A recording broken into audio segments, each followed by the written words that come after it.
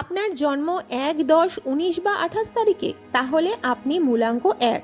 কিন্তু জানেন কি, এই সংখ্যার মানুষদের মধ্যে থাকে এক বিশেষ শক্তিটি জানার জন্য ভিডিওটি শেষ পর্যন্ত শুনুন।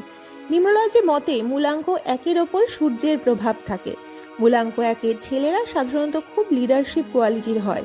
তারা নিজের সিদ্ধান্তে চলতে ভালোবাসে আর অন্যের অধীনে কাজ করতে খুব একটা পছন্দ করে না। আর মূলাঙ্ক ১-এর মেয়েরা হয় খুব আত্মবিশ্বাসী ও শক্ত মনের। তারা নিজের সম্মানে খুব সচেতন আর অন্যকে সাহায্য করতে খুব একটা পারে না। তবে এই সংখ্যার মানুষদের একটা সমস্যা হলো অনেক সময় রাগ বা ইগো বেশি হয়ে যায়।